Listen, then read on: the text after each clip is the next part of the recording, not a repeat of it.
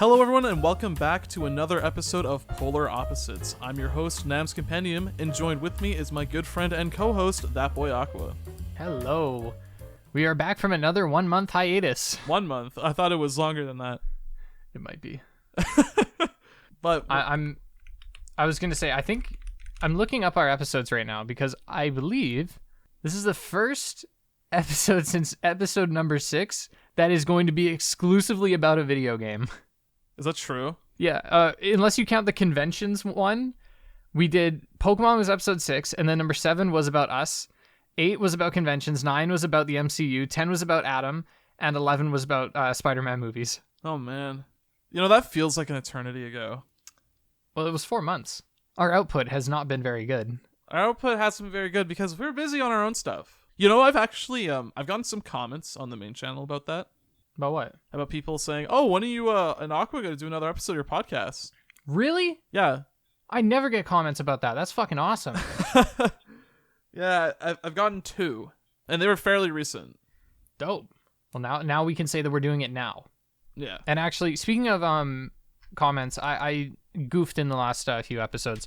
I would always tell people for the question of the day to leave something in the description or in the comments, and I didn't read them. I'm sorry. But on the last episode, we asked, what do you value most when it comes to a game? Is it the presentation, the story, or the gameplay? And we got one response that says, I like presentation the most because it's fun to just walk around and admire the graphics. Interesting. Yes. And I think that's it as far as question of the day goes. Unless I forgot to mention them on... Okay, so here's a suggested question of the day from R. Cole that says, what's something obscure from your childhood that's become lost media? Spider-Man games. All of them. Yeah, it would have to be like some obscure like Flash game type shit. There was this Flash... Or I don't know if it was a Flash game, but it was this game for the Spider-Man 3 movie on the internet. And it was basically just a quick time event. I know exactly what you're talking about. Yeah? Yeah. Really? Yeah. Man. You fight like Harry and then Sandman and then the Venom. Yeah, and I could never beat it because it was so hard. I loved it. I thought it looked so cool as a kid.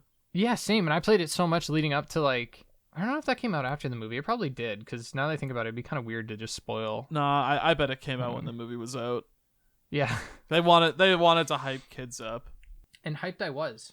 Yeah, but a lot of those old browser games like are gone. Yeah, and never to be seen again. Do you remember it was this Facebook game. I think it was called Downhill Snowboarding. It's like Ski Free. Yes, kinda. But I remember I played that a lot. And there was also, what was the one Facebook game where you had like the ninjas? You had a little ninja clan and you could go attack other people. Was it just like Clash of Clans but with ninjas? Yes, but it was before Clash of Clans. I can't remember. And that's why they're lost media. They're even lost to my memory. Speaking of lost media, I got a text from my sister the other day. And she was like, hey, I just had a memory, like, I just unlocked a memory from my childhood. Do you remember the game where you used to play as like a puppet and you would fly around and make levels and stuff? I was like, oh, Little Big Planet. She said, yeah. Oh, I love that game growing up. And yeah, it was cool. She had her first bout of gamer nostalgia. And just wait till they do the Little Big Planet remake. You play it and you think, what the fuck happened? Guys, wait. So, Nick, we gotta start our little podcast off the same way we always do. How are you doing today? Oh, I thought you were gonna say like talk about YouTube. Oh, well, we could talk about YouTube if it's part of how you're doing. It's always that. Okay, talk about it. Okay. So, big month for us YouTube folk. Noel and I have been hard at work putting out stuff on our own channels, which is why we haven't been recording. And for me, I just recently released a little ranking video for every Persona game. And that's been doing pretty well. In 4 days, I got 35.8 thousand views. Pretty cool. And now, like just 2 hours ago, I put out a compilation of all my old Persona videos. A nice condensed way of just watching all of them if you feel like it, and it's pretty cool. Have you gotten any comments regarding any anger regarding the compilations? Not anger. I just got like one comment asking, like, oh, like what's like the point? Like, isn't there like a playlist that you can just watch instead? Yes, there is. But I actually think the video is the optimal way to do it because there's no sponsorships. No sponsorships. There's, in total, less ads, just in general. Is there? Yeah, they're spaced out differently. Speak for yourself. I just put the same on mine. There's technically less ads because there's less content now because we're taking out the sponsorships and like the outro and intro parts of the video, right? Anyways, that's good. That's good. Anyways, and now I'm having people realize that the video isn't 11 minutes long when they click on it. They're thinking it's 11 minutes? I just got a thing where some guy said, wait, this isn't an 11-minute video, what? Ooh. How are you going to do a series retrospective in 11 minutes? Exactly. Why would I call it the ultimate Persona retrospective if it's like 10 minutes long? Like, what am I reflecting on? Persona 1 came out and people liked it. Then we had Persona 2. That's it. Yeah. Rinse and repeat. Oh, yeah. So, dude, I got this really funny comment. It was a little angry, and I don't have it with me, but it was basically a guy saying, for context, at the beginning of my compilation, I should have started with that. I released an Arkham compilation similar to Nick's, and at the beginning I said, hey, I've been reviewing the games for the last like 2 years. This is a culmination of all that, and yep, it's 2 years of work. So if you enjoy it, let me know, yada yada, and have fun. Bye bye. And someone commented, they're like, I unsubscribed after that intro. And then in quotations, ooh, look at me. I'm a YouTuber and I work hard. Get over yourself. What the fuck?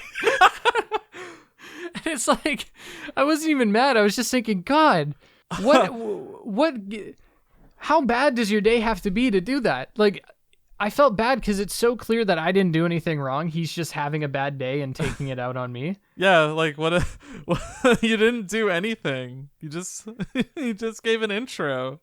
And even people were responding. They're like, wait, what? Look at me. I'm a YouTuber. I have to work hard. Oh, look, I'm a big smart YouTuber and I work hard every now and then.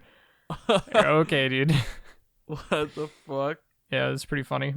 But other than that, responses have been kind. And I guess I'll lead into how I'm doing. I was doing good until I read that. I guess I should. No. Until I had to let my sister in because my dog was going rabid and she got slobber all over my bare leg. Oh, right. Because I was in a towel. And so now I feel kind of disgusting and I'm probably going to take another shower after this episode. And so I've been in the swing of finals, so I have been very busy. I've been drinking a few more energy drinks than I probably should. I, in fact, have one on my desk right now. It is the Root Beer Energy from Beaver Buzz. And I like drinking Beaver Buzz because it makes me feel like I can call it pussy juice. And that is very funny to me. That's rancid. I got some root beer flavored pussy juice on the desk right now. That is disgusting. And yeah, I've been drinking copious amounts of Pepsi Zero or Pepsi Max, whatever it's called. And I've been staying up till like 5 or 6 a.m. every night. It's been really bad. Yeah, it's because I noticed because you talked to me then. You still send me messages I'm in bed at like 5 in the morning. And it's because like people all my friends, they get off at 2 a.m. or something like that.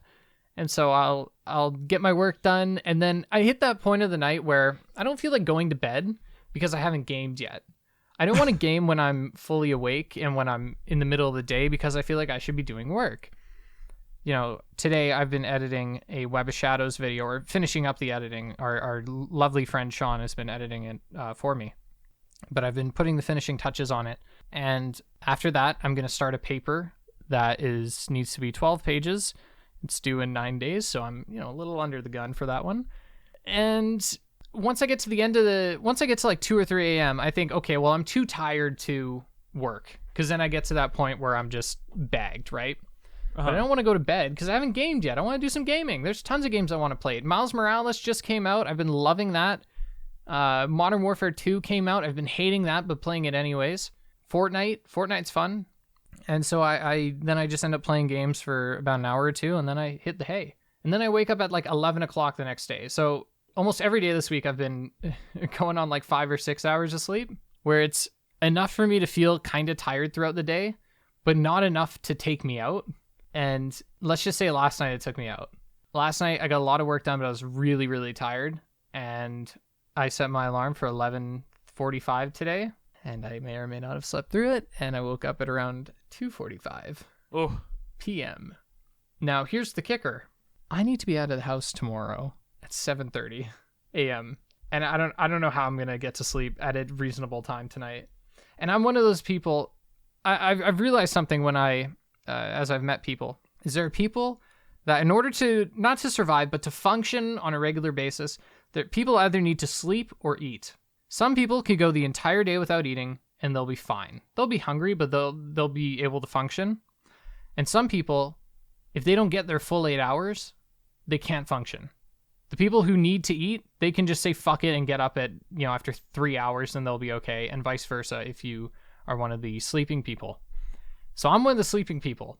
I need at least 6 hours to be functional. Anything before that or anything under that threshold, I'm a zombie all day. So I don't know how I'm going to get at least 6 hours tonight, because I'm just not going to be tired and I won't fall asleep. And I have trouble sleeping as it is. So I already know tomorrow is going to be an L. I'm not happy.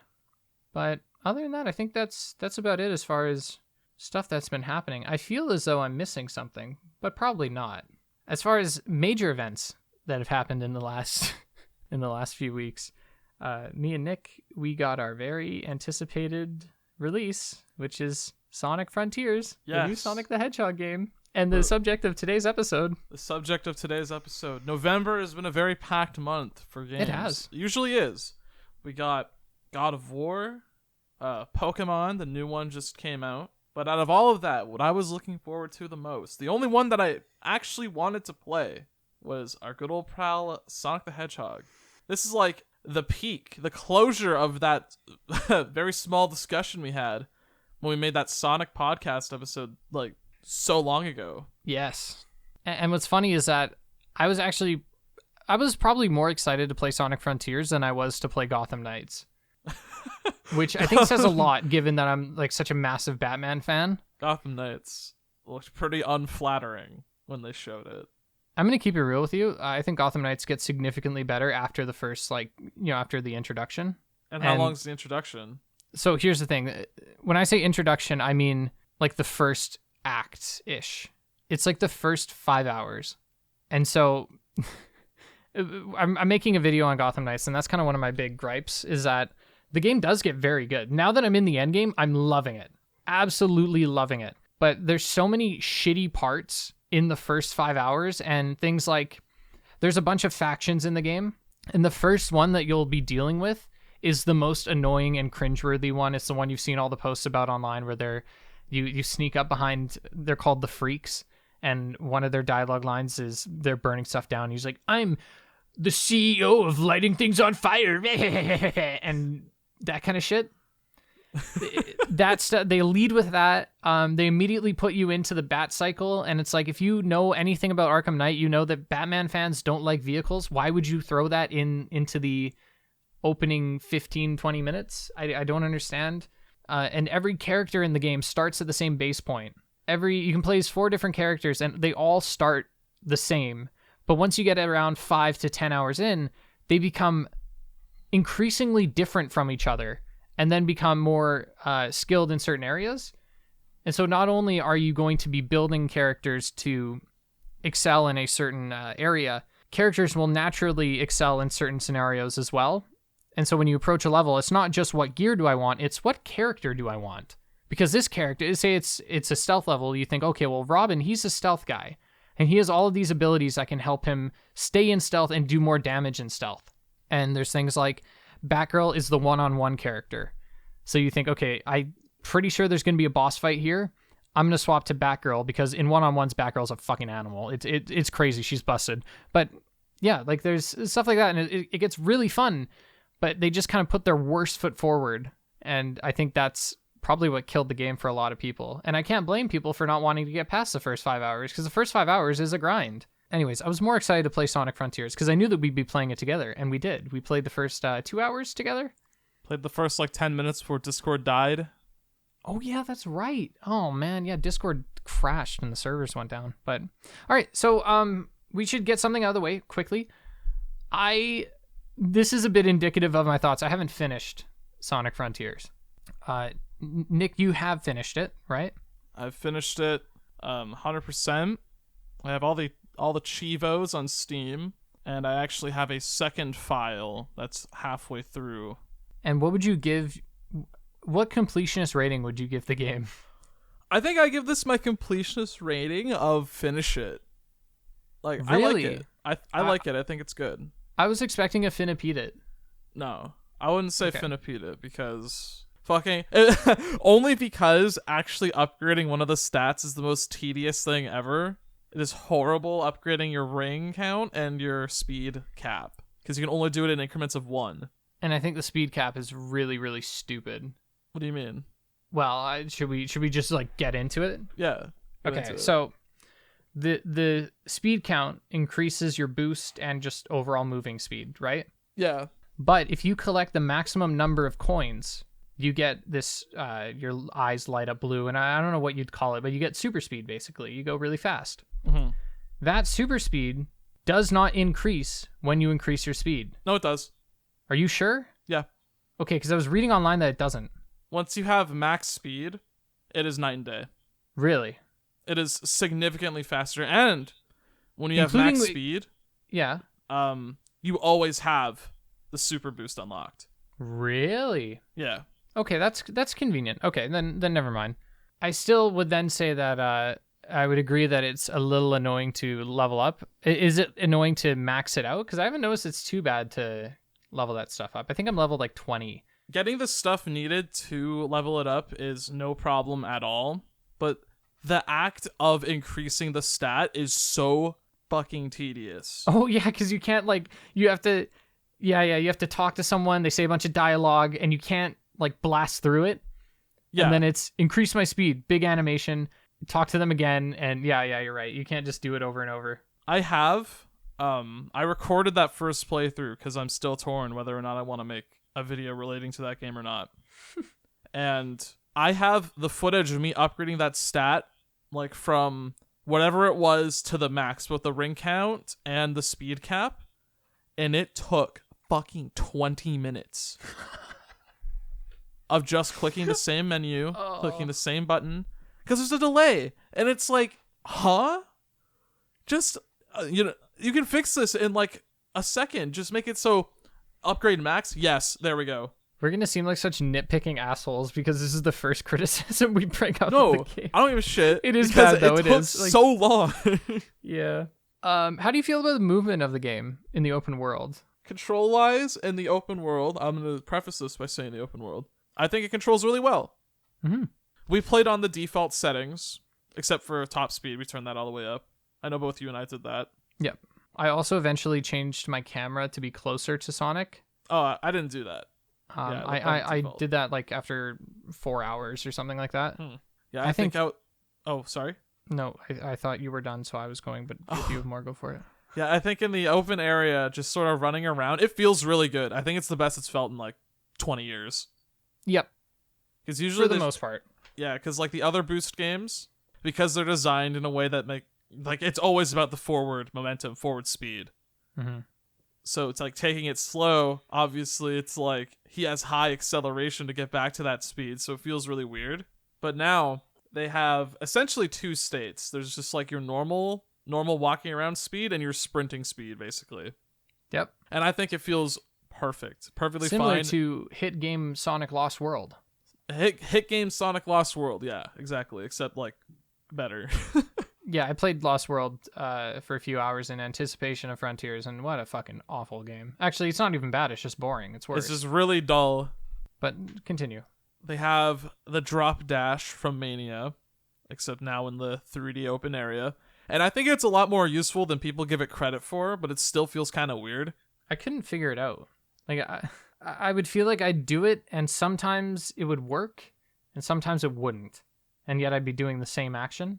I felt like it was a little finicky, and I haven't found any actual uses for it, so I'm probably of the crowd who doesn't think it's very useful, but that's okay. The most use I found is that it's faster to do that going downhill than boosting. Really? Yeah. Ooh. The drop dash is faster. That's good. And I think it's like that everywhere in the game too. Like, if you can find a spot to do the drop dash, it's faster. Aside from, like, a maxed out speed Sonic or something. So my thoughts on the open world is that the movement is very good, especially at top speed. To the point where I'd say once you go at top speed, you don't want to go at anything below that. And so unfortunately that means, say I do get hit, I just sit there running in circles, doing what's the blue light thing where you draw a trail and if you close it, It's called some the rings pop Psy out? Loop. The Psy Loop, yes. I just do the Psy Loop for about 30 seconds until I get max rings again, and then I continue on my journey. You know, I didn't know that's how it worked. I thought it was random if you'd get rings. Well, it's weird. You can get fucking, like, actual objectives from doing that shit. I've gotten a gear once from it. Yeah. I don't understand. And it's all in, like, the same spot. Yeah, like, you can just go in circles, and, like, I would get tokens to talk to a character. I would get rings. I'd get skill points. I've gotten gears. I haven't got, or maybe I got a key. I either got a gear or a key. I know there's spots where you can find keys, but those are, like, marked with, like, the question mark thing. Yeah. But it's just, I thought it was really funny. Like, I was just spinning around. I thought maybe I won the lottery. Like, maybe there's a super low chance you can do it. But anyways, I'd get back to the top speed and then I'd get going again. I think the only issue I struggled with is I would hit what felt like the tiniest pebble and it would just send Sonic fucking skyward. And then when you're in the air, like, then the air tricks start and you're like, oh god, now you're fumbling around. That to me felt like a pain in the ass. You know what's funny? What? I actually the opposite, because I rarely could get launched from ramps unless they were, like, the dash panel ramps. I found, yeah, that's so weird because I thought it was like the opposite. I would get launched off shit all the time, and that's fine. Like, I think there were many points where I really liked traversing, what's it called, the big mountains. There's a lot of caverns in the second world, the desert, and to get up one of those massive mountains, instead of going around, sorry, I just cracked my knuckles. I would. It's not like you just broke an object in a Lego game. That's what my keyboard sounds like. And instead of going around or going up the path, I would just slam into the wall at, like, this curve and then jump right before, and it would just shoot me straight up, and then I'd boost in the air to shoot myself forward. Love that. That was so cool. And I love, like, making use of the environment like that. A hill can be turned into a ramp if you hit it at the right angle, and you can use that to access new areas. And I like that there are some dedicated means of reaching certain areas on the map, but if you get creative, you can get there through a bunch of unorthodox means. I like that a lot. The only... Oh, sorry. I was about to add, like, there's a couple times where I could get, like, some finicky boost stuff to work like that, but for most of the time, I felt like I was, like, magnetized to the ground. I think in some occasions, like, I think that works because when there's rolling hills, you don't want to hit the top of a hill and then immediately blast off. I don't think that'd be fun. Yeah. But there was, like, some parts where, like, you kind of go off the side of something, but rather than, like, flying off of it, he's just, like, stuck to the wall. You just, like, go fucking face first down into the water. Huh. It's really strange, like, the stuff they actually let you run off of. I don't know. So I should explain where I stopped playing the game, because I think this will inform my my opinion, or it'll inform you guys of where my opinion's coming from. I played the first area, which is just grass. I don't want to say green hills because it doesn't look like Green Hill, but that's what it is. It's like a bunch of green rolling hills. And I found that to be a decent enough area. I love speeding through the grass and seeing all the blades get pushed out of the way. I love that. And I thought it was an interesting area, but I thought it was a little easy. I played on hard difficulty with Nick, and I felt like most of the bosses were pretty easy, and a lot of the challenges were kind of not challenges. There were things like, oh, walk on the tile board to reveal more of the map, or it was, hey, do this, get from point A to B in 1 minute, and it would take 10 seconds to get there. Or it would be, defeat this boss by running up its side and punching it a bunch. And I thought, okay, well, it's the first level. What are you going to do? Well, I'm not going to ask for some crazy hard shit. But then I got to the second level, and this is a personal bias I have, and I don't really care if it's unreasonable, because I'm not trying to... I should explain, at least from my perspective, I'm not presenting this as a formal review, necessarily, because I haven't finished the game, and so I think it invalidates some of my feelings to an extent. And so this is not me trying to get on some critique shit, but I can't stand the desert theme. I don't like when, and I find this in platformers all the fucking time, and it's so annoying. Every Mario game you play, the first world is always grass and dirt, and that's fine. And then the second one is always a fucking desert. Desert levels are worse than sewer levels. They're awful and they're boring. And in Sonic Frontiers, it's especially boring, and it's just as fucking easy. And so it was like I got out of what I felt like was the tutorial area, and then I go into the most bland-ass looking place, and it's just sand everywhere. Sand is so fucking boring, right? So what you're saying is Assassin's Creed Origins is your least favorite game? I think aesthetically, I can't stand the desert, but at least Assassin's Creed Origins has things to make it more, what's it called? Appealing. It at least has towns. You know, it has really nice oasi, whatever you want to call it. And there's more intrigue with stuff like Origins. And Origins, obviously, the entire game isn't just running around the map. There's stuff that you're actually doing, and there's more stuff for me to get engaged with. But yes, I would say that aesthetically, Origins is the worst. Mm-hmm. So this is not exclusive to Sonic. This is why I'm not trying to say this is a criticism of the game necessarily. I do think the second world in the game fucking sucks, but we'll get into that. But I'm just saying aesthetically, desert levels are so fucking boring. They're so boring. You can't do cool things with sand for the most part. And I think going from the first world, which in my eyes was a little bland, but it was like, oh, it's the opening, right? It's you're setting the foundation. You don't want to just jump the shark, right? Mm-hmm. World 2, though, it should have been something more interesting than, especially with Sonic. There's so many cool areas that you could go to, especially given the whole cyberspace thing. You could have really manipulated the cyberspace to work in favor of the worlds. Have a world set in what's the city from City Escape, whatever it's called. You could be in that city, or you could have a world set in Sky Garden that's much more platforming based because there's too many ways where you could just fall off the map. You could have an entire segment underwater. Have like an underwater dome that you go to. Maybe they do this in the game. I don't know. I haven't looked at the other worlds. But I just think, why would you go in, especially when there's only 5 levels? You know what I mean? And when I go into that second out of the 5th world, and I think, oh my God, they're doing a desert level? Where are they going to... And I'm only assuming they're going to do a fucking volcano level. Like, is there a volcano world? That's the 3rd one. Yeah. What a fucking... what a bland-ass game. Every fucking platformer does it. They have the volcano level. Volcanoes are fucking boring, too. Oh my God. You said there's 5... You're joking, right? Huh? You're joking that there's a fucking volcano level? No, that's the 3rd one. Please tell me it's like somewhat interesting. Like visually? No, it's actually like probably the most boring one. Oh my God. It just gets worse. What the fuck? Oh man, I'm glad I stopped. Sorry, what were you going to say about 5 worlds? There's actually not. There's not 5. How many are there? There's actually 4. Is the 5th one just like boss room then? No, it's like the 4th one you go to is like, I like to call it Lore Island. Oh no. Because it's basically just, so the first area is pretty small, right?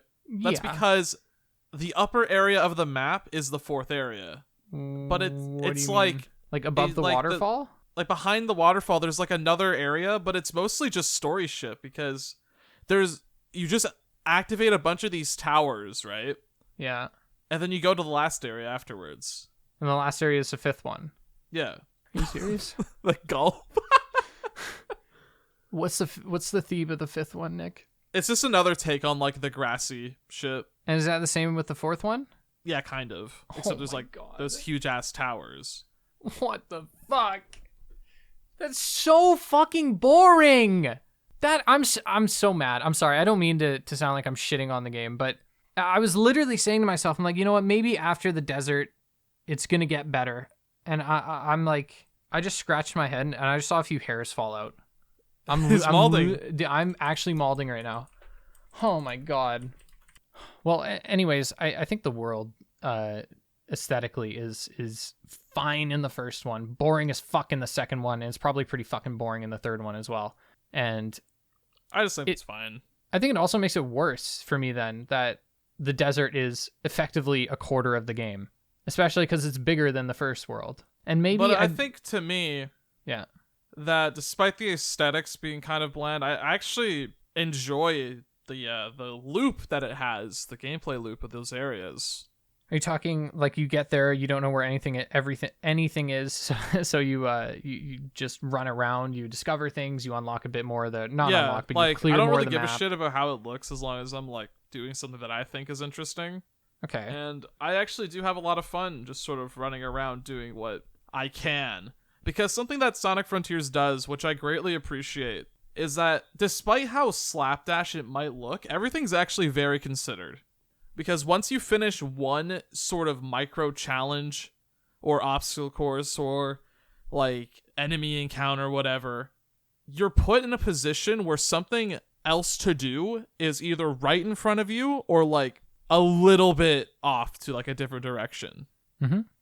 I notice this especially with like the obstacle courses. That's what I like to call those like little challenges. Where you flip the hourglass? No, not the hourglass one. The like, you know how you do like a tiny little thing, you get like a token for like the characters? Yeah. I like to call those obstacle courses. Okay. You do one of those and like they usually end with like a spring or like a dash panel or like a ring that sends you somewhere. And it's always in the direction of either another one of those, a cyberspace gate, one of those like map fulfilling challenges, or an enemy. Like they always try to put you in a position where you can do something, which is why I think of the gameplay less as like these distinct factors and more so as this one whole, aside from cyberspace, which I will talk about in a second. I also like that, say I want to beeline a certain objective, because when you unlock parts of the map, it tells you where the bosses are. And I like to go for the bosses. So while I'm on the way to go to a boss, I usually end up collecting a few of those on the way. And so it makes the journey to wherever you're trying to go. Even, I mean, it's a Sonic game. The journey is fucking 10 seconds, but it still makes it entertaining, and I'm still doing something.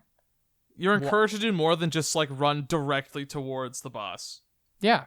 But it's like, even if that's what you want to do, you can still make that fun. There's still like grinds and loops that lead to rewards. And it's Frontiers is a very easy game to get sidetracked with. I did that all the time. Because I'm like a stupid, like, ooh, shiny kind of monkey when I play games. And I'll be like, okay, I need to go talk to Amy. Wait a minute, what's that? And then I go the other direction, and then I loop her. And next thing I know, it's like, by the time I finished all the story stuff for the first area, I actually had it at 98% completion. And I wasn't trying to. It was just, oh, let me go see what that's about. Oh, well, you know what? I can get this little coin here, or not coin, the token here. Well, it'll take like 10 seconds. Let me just go out of my way. And that just did that over and over again. Okay, I got a question for you. Well, we had some struggles with the first 2 cyberspace levels.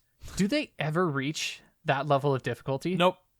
Okay, because every cyberspace level I've done has been a 5-minute tangent at most, aside from those first 2 levels. And I don't know why. The cyberspace? Like, do you want to just talk about cyberspace? Can we finish off the open world quickly and talk about the bosses in the open world? Do you want to talk about like the bosses or just like the enemy bosses? The mini bosses that you can just, because I think they're fucking atrocious. Most of them. Really? Yeah. I think only one of them I would call bad. Well, okay, so let's start with the tower. That's the guy with the 3 legs. He slams, or his hands. He slams his hand down. You they go call that it. one. I think it's called Ashura or something. Oh yeah, Ashura. And so I think that one's fine. It just gets. I think it's just boring, but it's also like that's the first boss. I think it's like second boss you encounter, whatever. And then I think the boss where you have to run along his. It's like a dragon kind of thing, and you run along his grid to get to him. You have to get to the. Yeah. In the first world. I think that one's okay. I think the only thing I don't like about that is your speed feels scripted. I would have max boost, and when I'm going, he's just like outrunning me somehow. Yeah. And I didn't like that because then and it's not even that they're doing it for attack reasons. Sometimes it's just 30 seconds of him not attacking and me just holding R2, hoping I can fucking catch up to him to get a hit in. And so I didn't enjoy that part. Mm-hmm. Then this is, I'm realizing the desert is just compounding all the things I hate.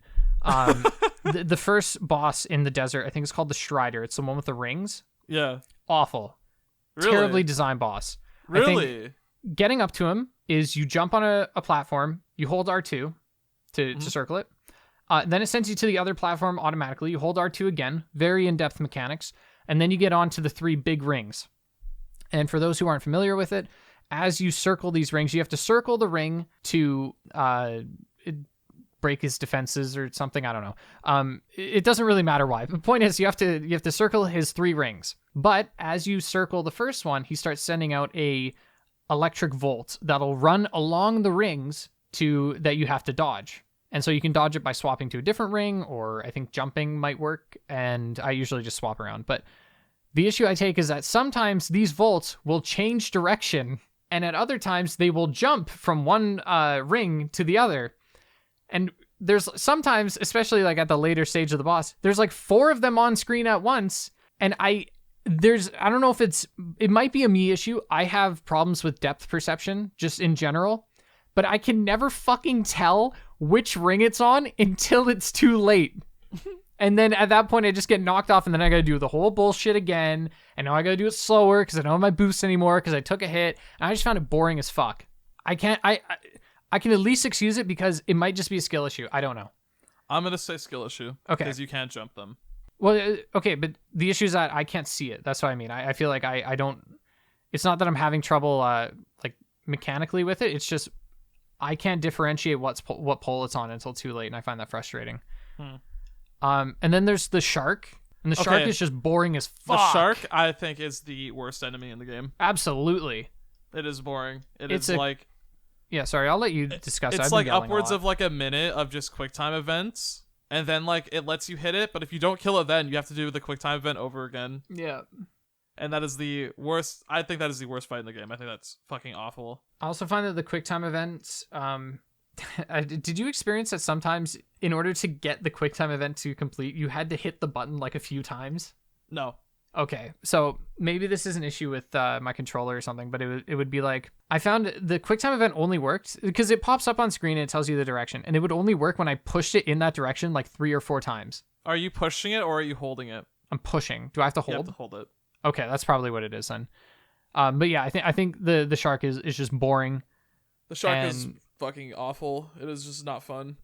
And I think that applies to a few of the bosses, and maybe this gets better as you get into the other worlds, but I feel like a lot of bosses are just like that, where they're kind of boring QuickTime events, or it's just circling a ring, and then it's basically you have to complete a very basic task, which usually involves going fast and dodging something. I.e., you're running along the track and you're dodging the projectiles that a boss throws at you, or you're going along rings and dodging those projectiles, or you're doing a QuickTime event while holding the tail of a shark to dodge the projectiles dodge the mines he puts in the sand. And then it transitions into the boss is stunned and just sits there for like 20 seconds. A lot of them have defense phase and attack phase, where it's like defense phase is you just avoiding shit, and then attack phase is now it's your turn to do something. Yeah. And so I find that it didn't always lead to a super fun encounter. Oh, the one boss I did like in the desert, it's when you're in like a boxing ring with them. Yeah. And you have to circle him, and then you have to bounce him into the thing. And I think the reason why you might like that one more is because you're in control of its pacing.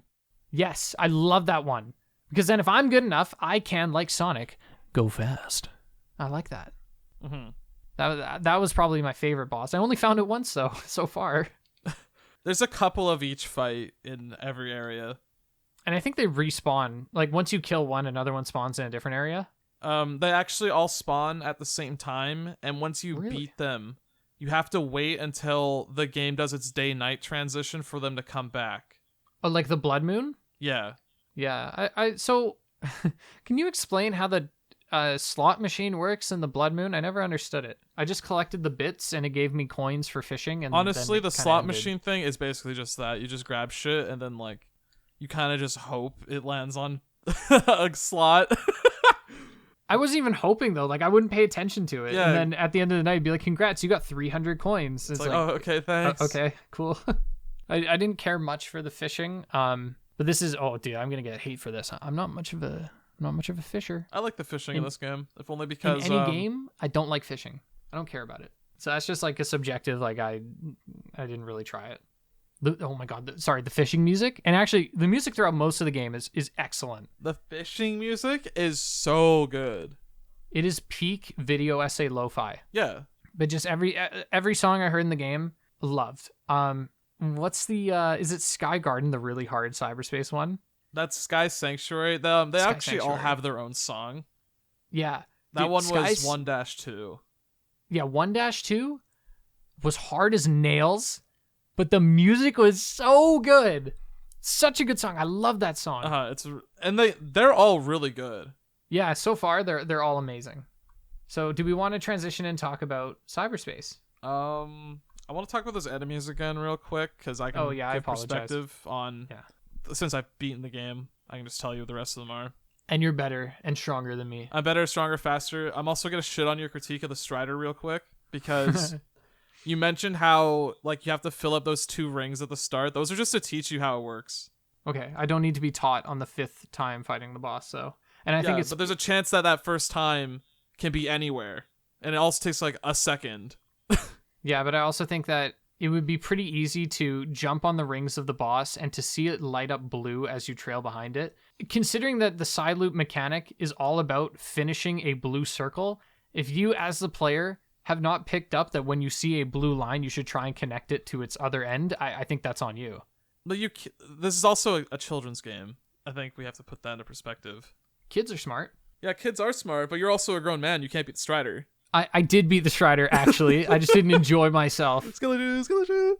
I literally... No, dude, this is like... I think that it's just needless tedium. I'd say that there are tedious parts in this game, but I wouldn't say that's tedious. I think that part it super is. You don't find it annoying after... Again, it's like you're fighting this boss probably 5 times throughout the world. You didn't at one point think like, God, I wish I could just skip the ring part or skip the first 2 rings and just get to the main part. No, because it takes like a second. But it's an unnecessary second. You can also skip it if you really want to. Like that, you can make a jump onto that. I guess I haven't found a way to do that then, in which case skill issue. But later enemies anyways, they do follow that attack defense thing that I mentioned, the phases. But Yeah. there is one later, like you know how there was one at the start where you had to run across the like its bridge that it makes while chasing it. Yeah, that's the dragon one that I was talking about. Yeah, that's probably a better way of describing it. They do another take on it later on the 3rd area, but they make it a bit more interesting Okay. because you're on rails, like on actual rails. Ooh, and And- it's creating the rails. It's creating the rails. You like jump that. between rails while also dodging its attacks, but there's also rails that are lit up that refill your boost. Ooh. So it is about managing your boost. It's still not that hard, but it still is more interactive. You're bringing me back onto your side here, Nick. Yeah. There's also remember that like I think it was called the ninja in the first area? Yep. I They think it was do- the first mini boss you fight, isn't it? Yeah, they do bring Yeah. those back later and they do have more attacks. Yeah, those were kind of fun, but I think the parry is so forgiving that The fight parry- kinda plays itself. The parry, did you know you can just hold it? Yeah, that's what I mean. The parry makes the fight play itself. The parry is so unbelievably broken that it like kind of kills the game, like the battle system. I think they should just adjust the timings based on difficulty. Like, I feel like if you're on hard mode, it should be an actual parry. On normal, make it pretty forgiving, and then on easy, just make it a hold thing. Yeah, just like do what weird comparison what Silent Hill does, where it has like an action difficulty. Like, how hard do you want to make the combat? And I find it strange because it's like it's not even a parry at that point. It's like It's just guarding. it's a guard that makes you fully invincible and gives you an insane bonus. Yeah, because does it charge up your combo when you parry? It stuns them and it gives you a parry attack. Oh yeah, that's right. The parry attack is wild. Oh, and when you build up your combo and you can do the phantom attack, that looks great. They give you all these sick looking moves, but an issue I had on my first playthrough was that upgrades, the attack upgrades, make enemies so easy to kill that you won't really need to use most of the moves. I also find that most of the moves do a similar amount of damage to each other, so it's more just like a visual variation. They do scale later. Oh, really? Yeah, there are moves that do way more damage than others later. Shit. There's like this one where he does like a somersault kick. That's pretty cool. There's I like the one where he does a spin. It's like mid combo, you press A or X. Yeah, you hold X to do a spin. There's a variation on that where if you hold A instead, it deals more damage. It's awesome. There's like, you can press Y in the middle of a combo and you'll do an instant loop that can serve as a launcher. Oh my god. They give you all these like really cool tools that can be used to like do fucking combo mads. But enemies die in like 2 hits when you like upgrade your stats, so it's like pointless. Yeah, it's like the basic enemies around the map are like a road bump. Yeah. And it's the bosses where you get to actually use your moves. And we didn't talk about this. I think the animations in the game look great, especially some of the combat animations. It looks like you're playing an anime. Mm-hmm. The Phantom Rush, where he's just like bouncing from every angle. I love the way that looks. Yeah. And it's only in this second playthrough where I'm not upgrading any of those stats, where I'm actually finding a use for some of these moves. And I kind of wish that the attack buffs weren't there, because playing the game with like no stats is probably like the best, like aside from speed obviously, is like probably the best way to go about it. Do you think it exacerbates other issues like the shark, because you can't kill the shark in one go and then you have to do the whole minute of quick time events again? I think if you have enough of the moves, you can still kill it in one cycle. But okay, having all of like the upgrades anyways, like being able to like it's essentially saying like, oh, you get the bad parts, you play them less because you kill them instantly. But it's still like I still find it to be an issue. I either wish the upgrades weren't there or enemies just had more health. Yeah, but it seems like a running theme throughout the game is that it is very, very easy. Mm-hmm. Which, I mean, as you said, it is a kid's game. So, I mean, I'm not expecting it to kick our ass. But I think if you're going to go for a game that is easy, I think you got to... They needed to dial up the spectacle more. Because then it can kind of distract me away from the fact that I'm just pressing square a lot. I.e. one of the first like actual bosses in the game at the end of the first world. I just smacked my desk. I'm so sorry. What? I was just want to mention that. It's like super easy. In fact, I'd say it's brain dead, but it's so cool. The whole set piece is amazing. And so you just don't think about it and you don't care. All those bosses are the best part of the game. Yeah, it does not surprise me. Those bosses. Okay, I guess we'll just get into it now. The Titans? Man. Dude.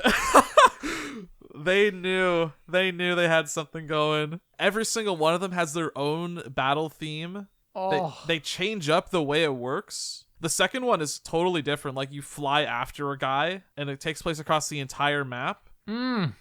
There's the third one has like a shield that like you ride into, like he throws like a spinning disc or whatever and you can like trail it back into him. Oh, that's awesome. And yeah, it's like pretty simple and it's not that hard. Because the whole point of Supersonic is that he's invincible, so it's really just like, how fast can you beat him? But it is so visually incredible. Mm-hmm. Like, it is hype. Like, the presentation is great. The only issue is that if you do, like, max out your stats, like your attack stats, you can, like, kill them instantly, too. Like, the last one you fight, I went into with max stats, and the one parry attack actually killed it. Oh, man. It was so sad. And then the actual final boss on hard mode is like the worst thing ever. Can I ask what the final boss is? Are we cool to get into spoilers? Yeah, I think it's Sonic. I think it's been out long enough for people to play it. And for me personally, just fucking spoil it. I don't care anymore. I messaged you right when I beat it and I said it was awful. So it's so shit. It is so bad. So what is it? It set the scene for me. All right, this whole game, they're building up this like mysterious entity, right? Yeah. We find out that like this whole island was like the home of these like ancient beings from like another planet, and they brought the Chaos Emeralds to Earth. Like they're from space. New lore. And there was like this entity that destroyed their old planet, and it's come back. So now it's up to Sonic and his new friend Sage, the AI girl, to fight it. Mm-hmm. And you think it's gonna be like, and this thing is like possess the moon. You're fighting the fucking moon. Really? It's like that? Okay. Yeah, it's like, oh my god, this is going to be like insane. You want to talk about spectacle? You want to talk about spectacle? Okay, we'll get this. So on the third island, they introduce this like hacking mini game where it's like this top-down space shooter, or like, do you know what Ikaruga is? No, but is it like Nier Automata? It's kind of like the hacking in that game? It's kind of my first thought when I saw it was Undertale, I'll be honest. Okay. I'm getting an image of what you're talking about. Okay, you're like this. You can shoot two projectiles, like a white one and a black one, and like if your ship is white, you don't take damage from white bullets, but you do take damage from the other ones, right?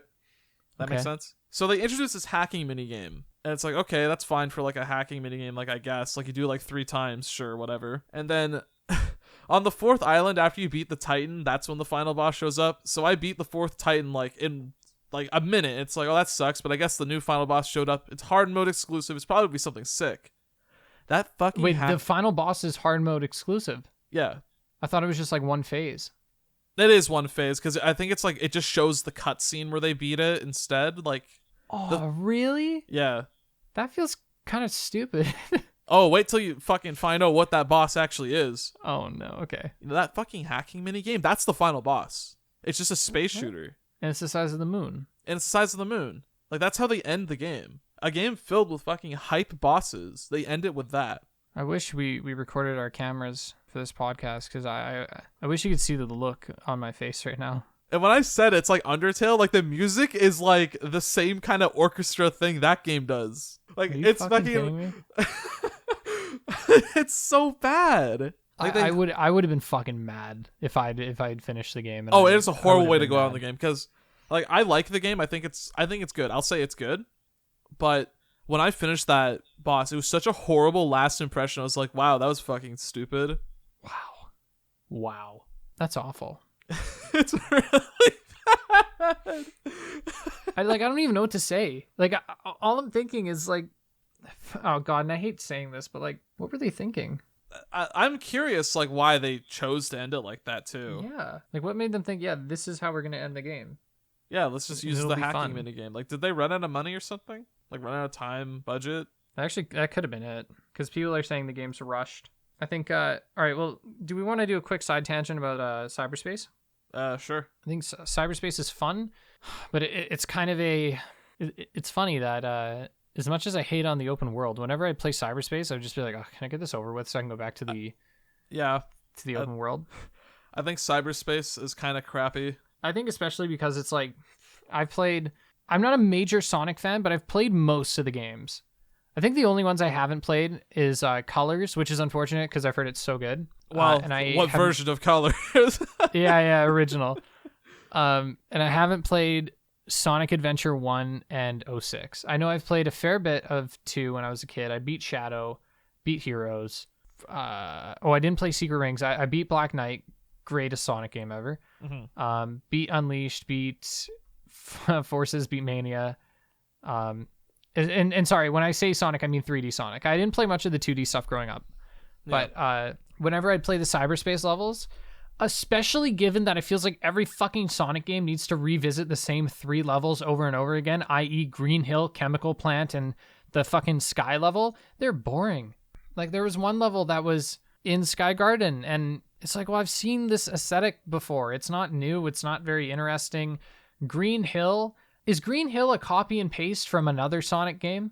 Green Hill? That's just like Sonic 1, but it's in like every fucking game. But no, I mean the layout itself. Like, I got deja vu playing the layout of that level. The layouts, I'm pretty sure most of them are remakes. Because it's like, I understand, it's Sonic Memories and whatnot, but Generations did that. Generations did that, and it did it better. Yeah, and I just, every cyberspace level, I just kind of got...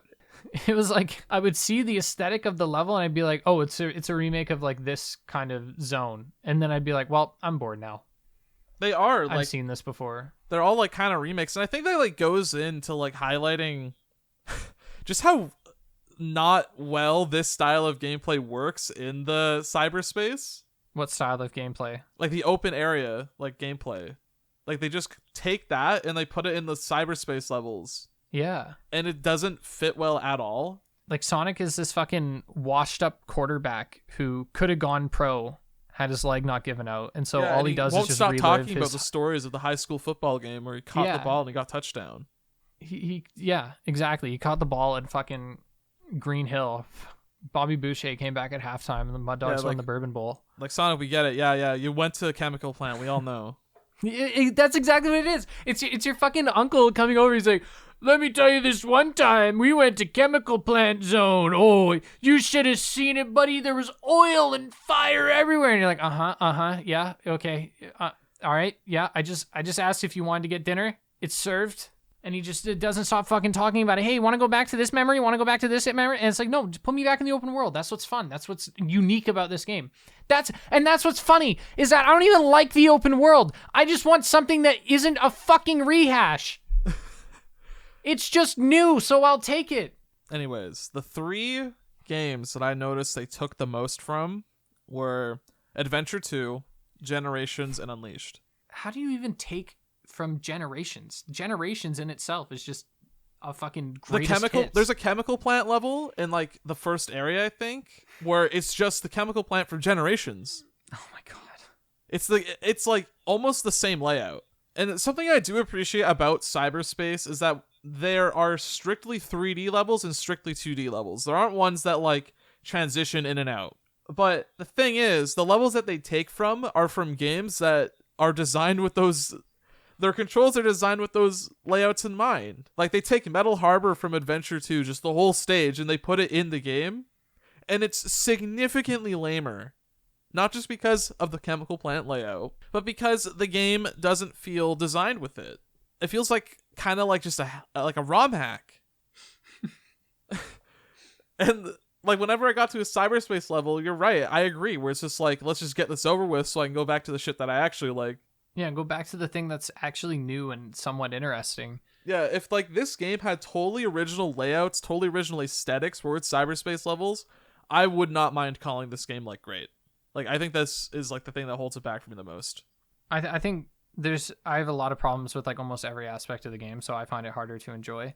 But I'm coming to a very, very poor realization right now. I am thinking about how this compares to other Sonic games, and people are gonna get mad at me for this. I think I'd rather play Sonic Forces than play the cyberspace levels. Oh, okay. I thought you were about to say the whole game. Yeah, Forces. The whole game, I don't know, just because it's hard to compare. One's open world, one's linear. But if we're talking about just cyberspace, I'd rather play Sonic Forces. I would probably say I would agree. Then when I go back to play Forces and I remember everything's just like a hallway, then I would say no. At least it's a like nice looking hallway. Is it though? Yeah, it doesn't have a stupid fucking glitch GIF put on top of the screen. But it still has Green Hill and Chemical Plant. Oh yeah, absolutely. But again, the stages. Oh no, it does have Green Hill, Sand Hill. And the stages in Sonic Forces are like 30 seconds tops. So if you don't like one, just blink a few times and you'll be on to the next one. You hold down the boost button and then it's over. Yeah. But no, like I think there's some like the 2 missions where you're going through the city as it's burning down and shit, and it's being attacked in Forces. I think those are some of the better levels in the game. I think the music in those levels is really good too. I just can't agree. I'm sorry. That's okay. I like Forces more than the average person. I know it's it's your first Switch game. That's my first Switch game. Well, and so that's what I also think. I also wonder if I'm being harsher on Forces or harsher on Frontiers, because when I got Forces, I could only afford that game, and I had to like just only play that. Now I can afford to just not complete a game. Like as a teenager, it's like, oh well, when I didn't have a job, and even when I did, it was like I need to make my money last. And so I'm only going to buy this game, and I'm going to 100% complete it until next paycheck. Yeah, that's why I'm pretty sure both you and that's why we used to get platinum trophies all the time. Yeah, and it's because like you want to get the most out of your games. Here I am saying that, but I got all the achievements in Sonic Frontiers. Well, it's because you like the game, and I'm not hating on you for that. Yeah. But I'm saying that like I wonder if I'm becoming more like harsh now, because I know that I don't have to do it. I can just go like play something else. Mm-hmm. And maybe the reason I enjoyed Forces was because it's like I had to play it. You literally so could not do something else. I acquired a taste for it. You beat the game in like the 15 minutes that it takes. Yeah, and so who knows? And to be fair, I haven't played Forces since then. But yeah, anyways, I don't like cyberspace very much. And on the whole, again, I have to remind you, I haven't finished the game. Well, I think you not finishing the game might say something about your feelings towards it. Yeah, but when I say the things that I don't like, I'm basically saying discount my opinion because I haven't finished the game. I wouldn't say discount, more so just big grain of salt. Acknowledge that it comes from a place of this is what I think right now, and I don't have interest in finishing it. Yeah, my work in progress review that will never be finished is I think the game controls well enough and it has fine ideas, but it is so content with doing the bare minimum that it becomes worse than a bad game. It's a boring game. I wouldn't say it does the bare minimum. I'd say that its ambitious ideas are hampered by what feels like mandates or a lack Strider of boss fight confidence. is the bare minimum. Hmm? I think things like the Strider boss fight and most of the overworld boss fights are the bare minimum. I Not think the you're silly Titans. because, like I said, it's all about how it all filters into a one gameplay loop rather than individual facets. Yeah, and I think the individual facets don't create a whole that's greater than the sum of its parts. And I disagree. That's why this is called Polar Opposites, Nolan. No, it's because fuck you, Nick. You're not allowed to disagree with me. I'm a Sonic fan on Copium. Let me have this. We get all the L's. For the past 10 years, it's been nothing but L's, but now that we got a W, it's not like the best looking W. It has like, it's a little shaky. It's got a little rust on it. It's Little fine. rusty W. It's like, it's kind of crooked, so it's like, you know, I'm like a first grade teacher just letting it slip by. Like, they'll get better. Oh man, that's what I mean. Sonic fan standards are so fucking low these days. Okay, Gotham Knights enjoyer. Okay. My standards going into Gotham Knights were low, and actually I think they were still disappointed because that game. Oh, sorry. One last thing I will give Sonic Forces is that the game runs well. Forces or Frontiers? Oh, sorry, Frontiers. Frontiers runs really well for me. I had no issues with frame rate or crashing or anything like that. I also didn't have a lot of glitches, which I think I might be in the minority on that based on some of the clips I've seen online. But I can appreciate that it runs well on. We played it on PC, by the way. Yeah. And I had no issues on that front. And compared to Gotham Knights, which I have footage of it dropping below 9 frames per second, is really good. Very happy with that. I think to regard your topic on performance, I think the next game, that's probably not going to happen because they can't give up the Nintendo money. I think the next game should be built with SSDs in mind because while the pop-in is something I adjusted to, it does look pretty bad. Yeah. And I think that we're at the point now where if we want to have a character, like Sonic is so fast at this point that our modern hardware cannot keep up. We have to go further beyond. We need to get blast processing. We need our hard drives to have blast processing, otherwise known as SSDs. And I'm pretty sure if this game was a PlayStation 5 and Xbox Series whatever, like exclusive games, consoles like proper that are 9th gen. Yeah, is it the 9th gen? I don't fucking know anymore. Whatever this generation Proper is now, the current gen. PlayStation 5 and shit. Like consoles that come with SSDs. And I'm pretty sure if it was made with that in mind, it could have been probably even more. It would have not only ran better, but probably could have done more. Yeah. That's what I'm saying is fuck Nintendo. This game still runs better than the new Pokemon game, if you've seen footage of that. And Gotham Knights. And Gotham Knights. Possibly even combined. Because again, Pokemon, your standards should not be very high. But Gotham Knights, it should have ran a lot better than it did. Have you seen footage of Scarlet and Violet? Yes, it's really bad. It's that, if you want copium. Yeah. There you go. Okay, so overall, do you want to just give some closing thoughts on the game? And then I want to move on to actually talking about the copium of the Sonic fan base. Okay. Overall, closing thoughts. I like the game. I think it has a lot of problems, but I think that this is a direction that I would like to see the series go into. Maybe shave off some of the fat, aka the cyberspace, and then we'll have something probably pretty good. I agree. I think if you shave off, again, some of the fat, like cyberspace, the boss fights, the enemies, the running around the platform, maybe change them to Mario. Probably the story, the unlock a bunch of stuff so that you can talk to a character just for that character to be like, I like the color pink, and then the cutscene end. Get rid of that. That'd be cool. I think there's a good game here. It's just not for me.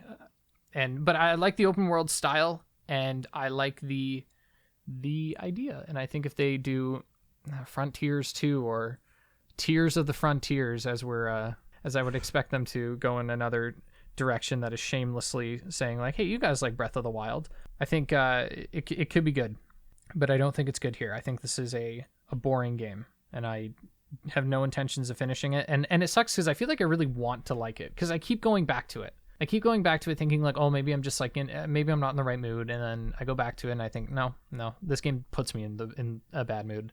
I'm disappointed. But let's talk about the Sonic fan base, who Sonic Forces, for a good few days after its release, not Forces, Frontiers, fuck. Frontiers had a very high user score on Metacritic. I think it still has a high Steam community score right now. Yeah, it still has. Okay, so Sonic Frontiers has a critic score of 79 on PC and an 8.6 for user score. Oh my god. You want to see what it has on Steam? What? It has an overwhelmingly positive on Steam. AKA 95% of the 7.6 thousand reviews are positive. Oh my god. That is very interesting. Yeah, I don't understand how, like, people are saying, I'm seeing like 9 out of 10. Like, it's very interesting. You know what's even more interesting? what? The some of the, without naming names, some of Donkey. the critical reviews of this game. Donkey. No, not him. Someone else. Okay, sorry. This review insinuated that the people at Sonic Team are talentless hacks. Which I personally wouldn't go that far, because I don't think any of us know who are working on this game personally. Seems very a little insensitive. Nah, fuck them. I don't know, some of the counter hype, like, you know how when something is like people like it, there's like that group of counter hype surrounding it. Yeah. I think for this game specifically, it's been very brutal towards it. People like post pictures of like the poppin' or whatever. It's like, yeah, that's a problem. I agree. But it's still like, people are treating it like it's the worst thing ever. Yet Scarlet and Violet just came out, and that game has literal environments popping in as you're playing the game, like surrounding the players at like 2 FPS. It's like, come on, man. I think I saw a lot of controversy regarding a Donkey video on this game. Yeah. I think there are, but I think this is an issue with internet viewers too, is that Donkey is not a critic. Donkey makes reviews that he calls dunk views, and then he just makes random ass videos on games where he's basically just playing the game and showing footage of it and just saying like, haha, look at me, I'm funny, man. And I'm not saying that to hate, I'm just saying like that, just watching his fucking videos, it's clear, like he's just making jokes and shit and just having a good time. I don't think he's trying to be like this sophisticated critic. And so he posts a video on Sonic Frontiers, and I literally think it's just called Sonic Frontiers. Yeah, it's literally, the title is just Sonic Frontiers.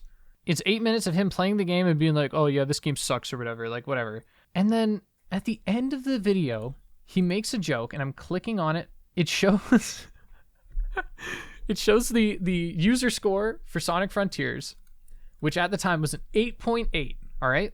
And then he shows the user score for Mario Odyssey, 8.9, Metal Gear Solid, 8.2. So people think that Sonic Frontiers is better than Metal Gear Solid 5. Which it is. They think it's better than Uncharted 4, or sorry, on par with Uncharted 4. And they think it's better than Elden Ring. Elden Ring has a 7.8. Yeah, the community has spoken. So he did not say anything. He just said, oh, it's kind of funny that this game is better than all of these other games that are like very critically acclaimed. And then a bunch of people started review bombing Sonic Frontiers user score, hence why it's now a bit lower. And like,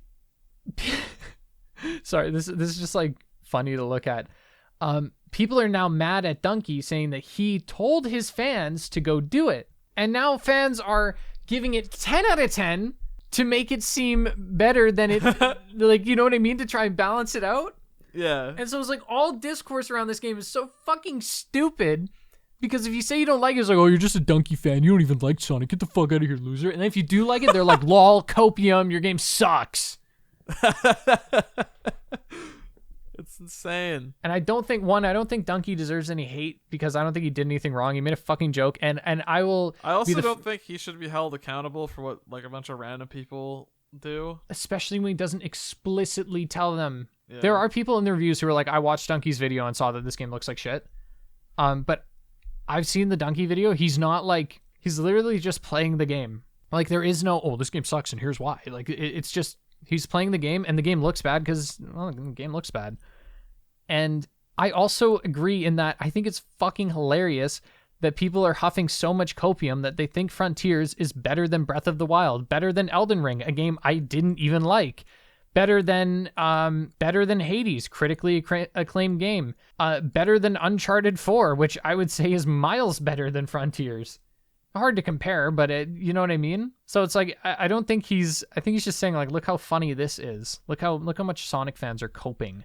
But is there anything wrong with liking Sonic Frontiers more than those games, though? No.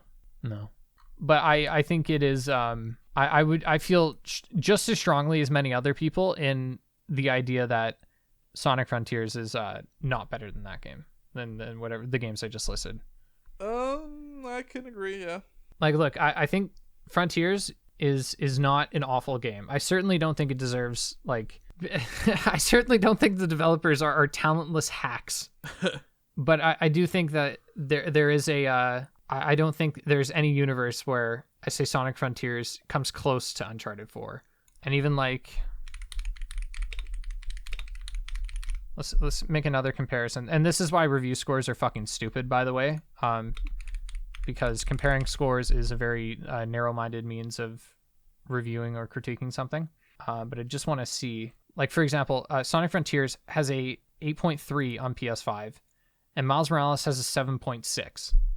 I cannot, under any reality, get behind the idea that Miles Morales is almost an entire point worse than Sonic Frontiers. Yeah, I agree. I've been a hater this episode, and I apologize. Yeah, you're a hater.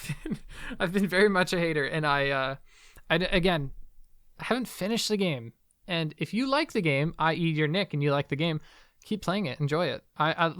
I'm never gonna come here and be like, oh, this game's fucking dog shit. If you like it, you're a stupid child or an idiot. It's just like, I didn't like it. And so you know what I'm gonna do? This is a fucking crazy idea, right? Because I didn't like the game, I'm just gonna not play it and mind my own fucking business. I'm not gonna go on Twitter or on a review website and try to call people fucking idiots for disliking the game, or for liking the game, which is exactly what's happening. Somebody will post a clip and be like, oh, I've been loving Sonic Frontiers. People got to go in their replies and be like, actually, I think the game's shit. That's stupid. Don't do that. If you dislike the game, just don't fucking play it. And also, don't do the opposite of that. Like, toxic positivity is a thing. And even the developers of this game, the director of the game, he said that feedback is welcomed. So I think people who do have legitimate grievances with this game should let those critiques be heard.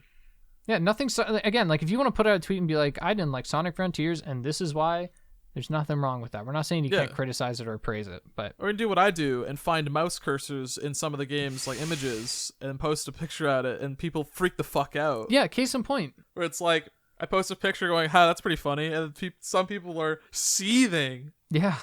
Like going, oh man, look how bad this game is, or oh, this guy just hates the game. It's like, holy fuck, I didn't say anything. I'm just sitting here drinking my Dr. Pepper. Just sitting over here drinking my Dr. Pepper. my Chilean Mountain Dew. I got my chili in one hand and my 2-liter Mountain Dew in the other. You got a chili in one? How do you even eat the chili? You just roll it up to your mouth and drink it. Pour it into your mouth. Get it all over my shirt. Well, this was fun. This is the first time I think we've just talked specifically about one game for an entire episode, and a pretty long episode too. Yeah.